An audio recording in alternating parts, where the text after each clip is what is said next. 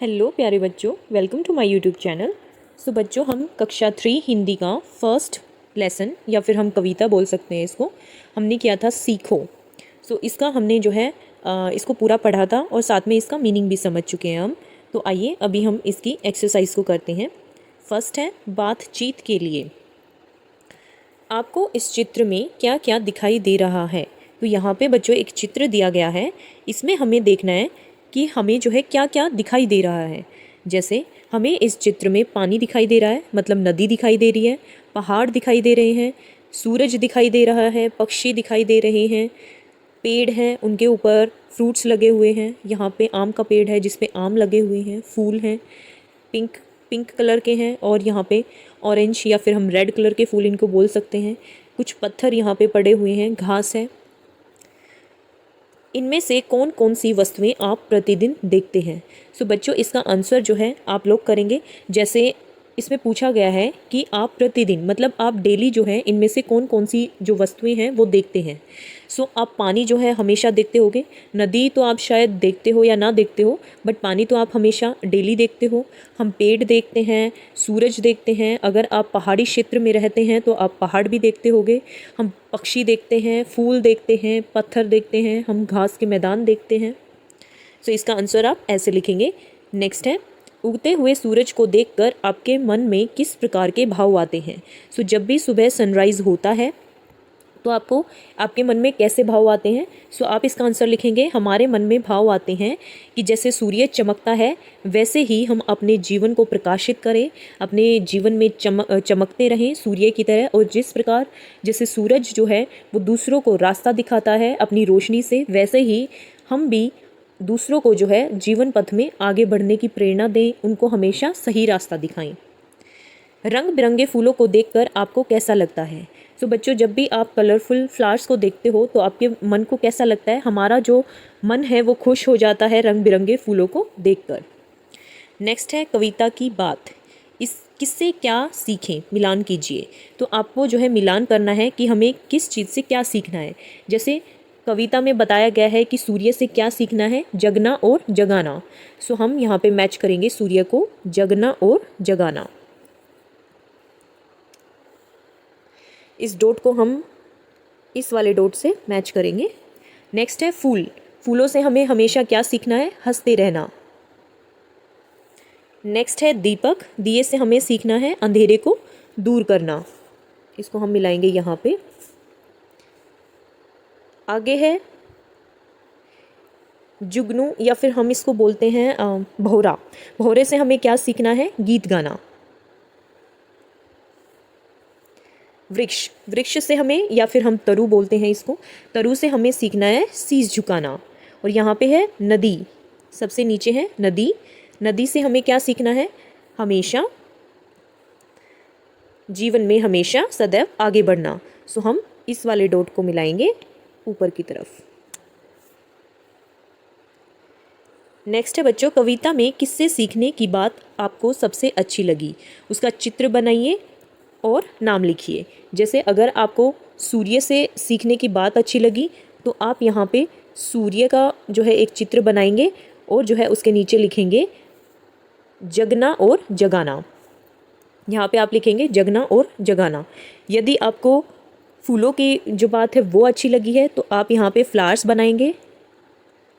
एक फ्लावर हम यहाँ पे बनाएंगे और उसके नीचे लिखेंगे हंसना और हंसाना, हमेशा हंसते रहना। तो आपको जो भी लाइन आपको अच्छी लगी वो आप यहाँ पे ड्रॉ करेंगे और उसके नीचे लाइन लिखेंगे। नेक्स्ट है पढ़िए और बताइए कि यह भाव कविता की किस पंक्ति में आया है। इसमें है पेड़ों की झुकी डालियों से हमें यह सीखना है कि हमेशा विनम्र रहना चाहिए। तो कविता की ऐसी कौन सी पंक्ति थी जहाँ पे पेड़ों की झुकी डालियाँ हमें सिखाती है कि हमेशा दूसरों के लिए विनम्र रहना चाहिए? तो वो कविता की पंक्ति है, तरु की झुकी डालियों से नित सीखो शीस झुकाना। हवा के झोंकों से हमें सीखना है कि हम हमेशा कुछ न कुछ काम करते रहें। तो कविता की ऐसी कौन सी पंक्ति है? सीख हवा के झोंकों से लो कोमल भाव बहाना। नदी और नहर से हमें सीखना है कि जीवन में आगे बढ़ने का नाम है और हमें आगे बढ़ते रहना चाहिए।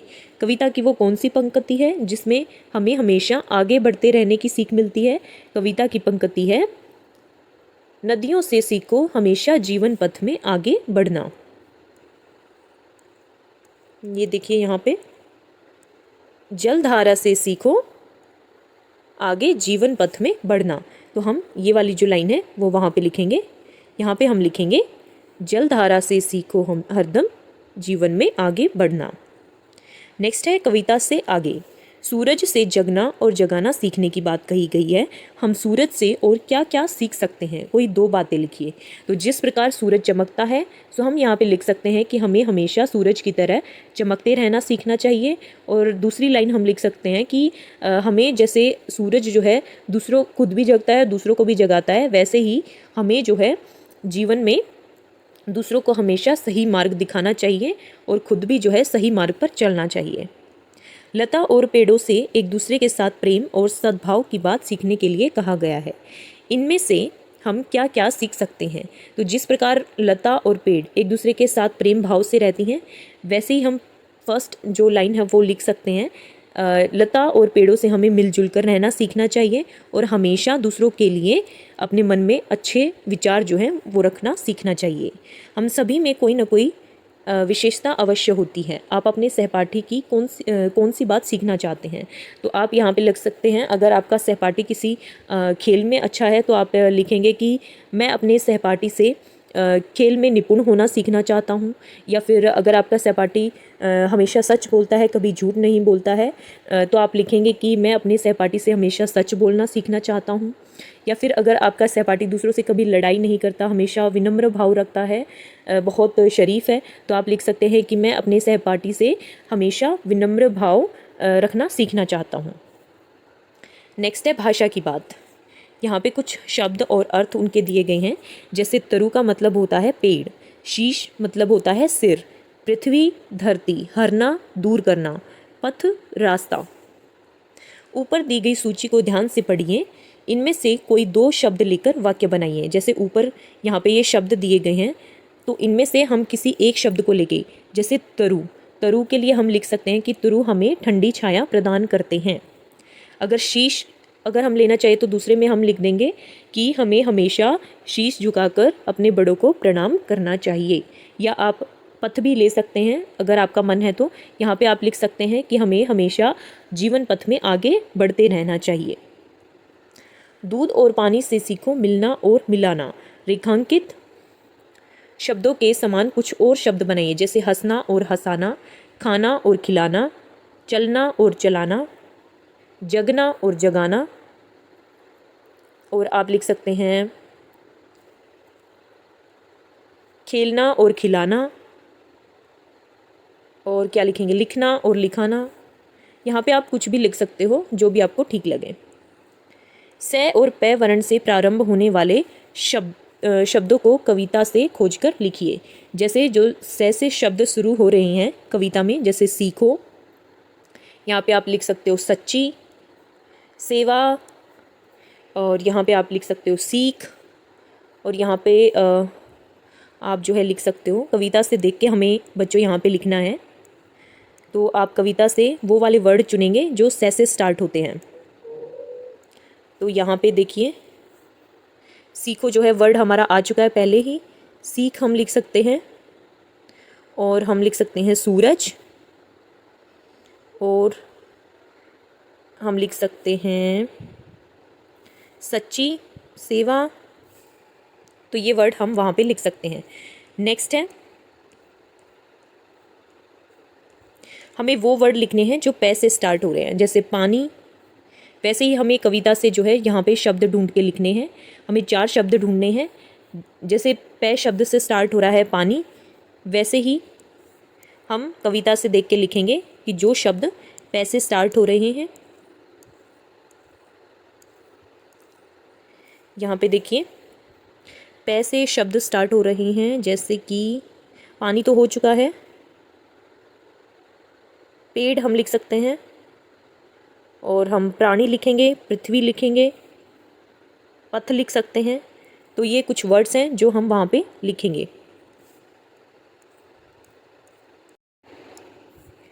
सो बच्चों नेक्स्ट है तालिका ए तथा बै में दिए गए शब्दों का उच्चारण कीजिए और इनमें अंतर बताइए। जैसे तालिका ए में दिया गया है पड़ा, बड़ा, अड़ना, उड़ना, कढ़ाई, लड़ाई। तालिका बै में दिए गए हैं पढ़ा, बढ़ा, बढ़ना, पढ़ना, कढ़ाई, चढ़ाई। तो इनमें अंतर क्या है बच्चों? जैसे पढ़ा और पढ़ा, इन दोनों में डिफरेंस है कि इसमें जो है डे का प्रयोग किया गया है, डे शब्द का, और जो तालिका बै है उसमें ढे शब्द का इस्तेमाल किया गया है। इन दोनों में डिफरेंस तालिका ए में और बै में यही है कि तालिका ए में डे शब्दों का जो है डे शब्द यूज़ किया गया है और वहीं तालिका बै में जो है ढे शब्द का यूज़ किया गया है। जैसे बड़ा और बढ़ा, अड़ना और बढ़ना, उड़ना और पढ़ना, कढ़ाई और कढ़ाई, लड़ाई और चढ़ाई। नेक्स्ट है बच्चों बूझो तो जाने। एक फूल एक फल है भाई, दोनों मिलकर बने मिठाई। तो यहाँ पे एक पहेली है जिसमें दिया गया है एक फूल है और एक फल है भाई, दोनों मिलकर बने मिठाई। सो फूल क्या हो जाएगा? इसका जो उत्तर है वो हो जाएगा गुलाब जामुन, क्योंकि गुलाब जो होता है, गुलाब होगा फूल और जामुन हो जाएगा फल और दोनों मिलकर हो जाएंगे गुलाब जामुन, यानी कि एक मिठाई। नेक्स्ट है बिना बाल की पूछ लिए वह भाग रहा है, सब सोते वह रात रात भर जाग रहा है, काट काट कर कागज कपड़े खुश होता है और धरातल के नीचे घर में सोता है। सो इसका उत्तर हो जाएगा बच्चों चूहा। नेक्स्ट है आइए मिलकर गाएं। आइए पाठ में पढ़ी गई कविता को हम सब मिलकर गाएं। तो इसमें जो है ये जो कविता हमने अभी पढ़ी है उसको आप सबको मिलकर गाना है। सो यहीं पे हमारी जो एक्सरसाइज है वो कंप्लीट होती है। Thank you so much for watching. मिलते हैं नेक्स्ट वीडियो में।